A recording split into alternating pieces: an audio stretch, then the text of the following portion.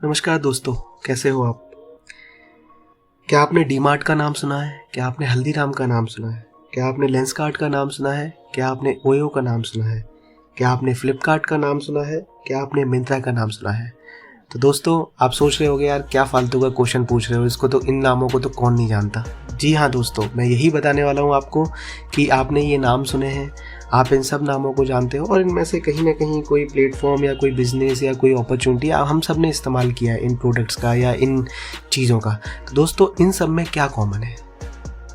तो हाँ दोस्तों, इन सब में क्या कॉमन है ये आप मुझे बताइए, और अगर आप आज तक नहीं जानते हो इन सब में क्या कॉमन है तो मैं आपको बताता हूँ। उससे पहले आप हमारे चैनल को सब्सक्राइब कर लीजिए और बेल आइकन को प्रेस कर लीजिए ताकि जब भी आपके पास नोटिफिकेशन आए आप हमारे साथ अच्छी अच्छी बातें जो हम आपसे शेयर कर पा रहे हैं वो सीख पाएँ। तो दोस्तों, इन सारी चीज़ों में कॉमन है, वो कॉमन है एक मारवाड़ी सोच। हम हमेशा अपने दोस्तों को, किसी को बोलते हैं यार क्या मारवाड़ी आदमी है, मारवाड़ी ही हमेशा अमीर क्यों होते हैं, या मारवाड़ी ही हमेशा ज़्यादा पैसा क्यों कमाते हैं, या हम कभी कभी पुरानी कहावतों से, पुरानी चीज़ों से लोगों को क्यों मारवाड़ी कहते हैं या बनिया कहते हैं अपने दोस्तों को। तो दोस्तों, मारवाड़ी क्या करते हैं ऐसा जो बाकी बिजनेसमैन करते हैं, फॉलो करते हैं, लेकिन कहीं ना कहीं उतना इंस्टिंक्टली, उतना डिलीजेंटली फॉलो नहीं करते बाकी लोग जो मारवाड़ी करते हैं। तो दोस्तों, मैं आपको बताता हूँ ऐसी 6 ट्रिक्स, ऐसी 6 आदतें, ऐसे 6 नियम्स जो आपके मारवाड़ी भाई फॉलो करते हैं अपने बिजनेस के लिए, अपनी लाइफ के लिए, और वो पीढ़ी दर पीढ़ी तरक्की करते जाते हैं और आगे बढ़ते जाते हैं। तो दोस्तों, उसमें सबसे पहला पॉइंट है अपॉर्चुनिटी सीकर। मारवाड़ी व्यक्ति हमेशा अपॉर्चुनिटी की तलाश में रहता है। वो जब भी हमारी आपकी तरह बैठते हैं लोगों से तो फालतू बातें नहीं करते। वो जब भी एक परिवार दूसरे परिवार से मिलता है, दूसरे लोगों से मिलते हैं, रिश्तेदारों से, नए कलीग से, नए ग्राहकों से, नई जगह जाते हैं, तो हमेशा वो एक बिजनेस की अपॉर्चुनिटी भी तलाशते हैं। तो दोस्तों, सबसे पहला पॉइंट है कि वो हमेशा अपॉर्चुनिटी सीख करने में रहते हैं। वो हमेशा ये सोचने में रहते हैं यार इससे बिजनेस बनाया जा सकता है क्या, यहाँ से कैसे पैसा कमाया जा सकता है। वो हमेशा ये तरीका कॉन्स्टेंटली सबकॉन्शियस माइंड में उनके चलता रहता है, जिसको वो ट्रेन करते हैं अपने आप को। तो दोस्तों, पहला पॉइंट ये है। सेकंड पॉइंट है दोस्तों कि वो सेल्फ मैनेजमेंट होता है उनके अंदर, बहुत ही अच्छे वाला। सेल्फ मैनेजमेंट कैसे है कि भाई चाहे वो कितने भी एम्प्लॉय रख लें, चाहे वो कुछ भी कर लें, पैसे का हिसाब वो खुद रखेंगे, गल्ले पे वो खुद ही बैठेंगे। मनी कंट्रोल है बिजनेस का, वो उनके हाथ में ही है। उस चीज़ के लिए वो किसी को ट्रस्ट नहीं करते, चाहे वो कहीं शादी में जाएं, चाहे वो कहीं भी जाएं। वो अपने आज कितनी बिक्री हुई, आज कितना पैसा आया, आज की दुकान की इनकम क्या है, कुछ भी है, ये सारी चीज़ें वो अपने पास से कंट्रोल नहीं जाने देते। तो दोस्तों, उनका सेल्फ मैनेजमेंट इतना ज़बरदस्त होता है कि उनको अपने कितना परचेज़ है, कितना सेल है, कितनी डेट है, कितना क्रेडिट है, किससे कितना पैसा लेना है, किसको कितना देना है, वो डेली अपनी बुक्स मेंटेन करते हैं। ये आज हम इंग्लिश वर्ड्स में बुक्स मेंटेन, फाइनेंशियल मॉडल और ऐसी चीज़ें बात करते हैं, लेकिन ये तब से चले आ रहे हैं जब ये सब कंप्यूटर कुछ नहीं होता था, तब भी वो अपना बही खाता डेली मेंटेन करते थे। तो दोस्तों, ये उनकी बहुत अच्छी सेकंड आदत है जिसको वो लोग फॉलो करते हैं। थर्ड पॉइंट है दोस्तों, इनकम बिजनेस। वो हमेशा ये देखते हैं कि यार बहुत सारे इनकम सोर्सेज हमारे जनरेट हो जाएं। तो वो क्या करते हैं कि भाई चाहे वो कितना भी बड़ा कहीं पैसा लगा दे, कोई मारवाड़ी कुछ भी कर ले, चाहे वो रेंट की प्रॉपर्टी खरीद ले, कुछ भी कर ले, लेकिन वो एक ऐसी जगह रखता है अपने पास, ऐसा शोरूम रखता है, ऐसा शॉप रखता है, ऐसा बिजनेस रखता है जहाँ पर वो बैठता है सेठ की तरह।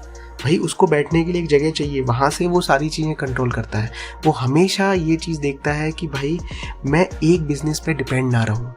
और दूसरी सबसे अच्छी चीज़ है कि वो बिज़नेस भी ऐसे ही चलते फिरते नहीं करता, हमेशा ट्रस्टवर्दी लोगों के साथ करता है। और वो हमेशा ये सोच के करता है कि भाई ये बिज़नेस मुझे करना है, ये बिज़नेस मैं कर रहा हूँ और इस बिज़नेस में मेरे को रिटर्न कितना मिलने वाला है।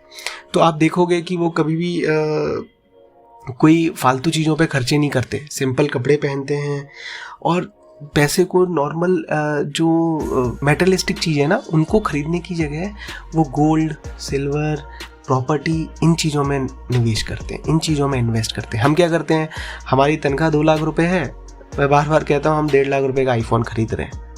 भाई टेक्निकली तो हम सब लोग, अगर आप जॉब वाले हो तो अगर आप 1 लाख रुपए महीने भी कमा रहे हो तो आपके 2 महीने की तनख्वाह तो टैक्स में चली जाती है। जिससे हालांकि गवर्नमेंट को पैसा मिलता है, गरीबों की मदद होती है, लेकिन आप और 1 लाख रुपए का फ़ोन लेके तो आपने क्या किया, वो डिप्रिसिएशन वाली चीज़ ले ली। तो ये लोग डिप्रिसिएशन वाली चीज़ पे इन्वेस्ट नहीं करते। अगला पॉइंट है, ये लॉन्ग टर्म इन्वेस्टमेंट के साथ काम करते हैं दोस्तों। इनका ये विज़न होता है कि भले ही बिज़नेस में स्टार्टिंग में प्रॉफिट ना आए, लेकिन वो बिज़नेस इनकी 1 पीढ़ी 2 पीढ़ी चलना चाहिए। और ये बिज़नेस चूज़ करते टाइम भी यही फैक्टर्स आजमाते हैं कि यार ये आज तो ज़रूरी है ये चीज़, लेकिन ये 4 साल बाद कितनी ज़रूरी होगी, 5 साल बाद कितनी ज़रूरी होगी, 10 साल बाद, 20 साल बाद ये चीज़ चेंज होगी, तो बिज़नेस इसके साथ कैसे मुझे चेंज करना पड़ेगा। नेक्स्ट पॉइंट है दोस्तों कि वैल्यू ऑफ प्रोडक्ट।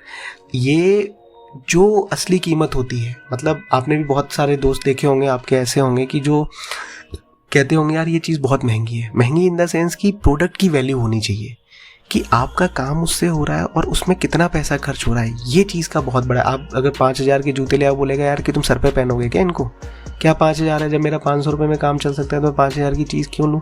तो ये दोस्तों अपनी प्रॉपर्टी, अपने सोने, अपनी बाकी चीज़ों से अपने स्टेटस सिंबल को मानते हैं।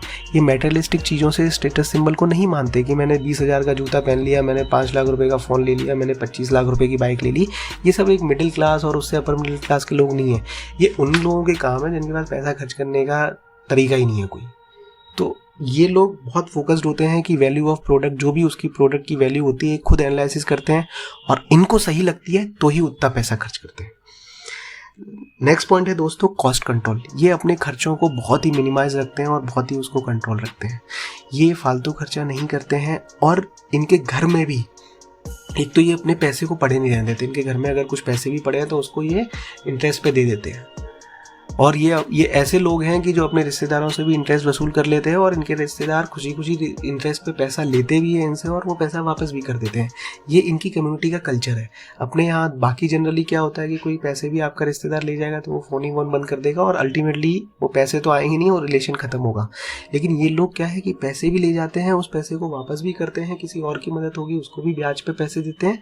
तो ये रिलेशन में भी बिजनेस माइंडेड होते हैं। तो दोस्तों इसके अलावा इनकी क्या है, बहुत छोटी छोटी और आदतें हैं जिनको सबको फॉलो करना चाहिए। ये कभी भी अपना टाइम वेस्ट नहीं करते ट्रैवलिंग में, हमेशा मल्टीटास्किंग प्रेफर करते हैं और हमेशा बिजनेस, फैमिली और फैमिली के रिलेटिव्स और जानने वाले लोगों को ही प्रेफरेंस देते हैं। तो दोस्तों आप इस वीडियो को सुनिए, इसमें से पॉजिटिव चीज़ें अपनी हिसाब से निकालिए और उनको यूटिलाइज कर दिए अपनी डे टू डे लाइफ में। ज़रूरी नहीं है कि ये जो बातें मैंने बताई हैं केवल बिजनेस में ही यूज़ होंगी। दोस्तों ये बातें आपकी लाइफ में कहीं भी पॉजिटिवली यूज़ हो सकती हैं, वो देखना है कि आप कैसे करोगे। तो धन्यवाद दोस्तों और मिलते हैं नई वीडियो में। Thank you.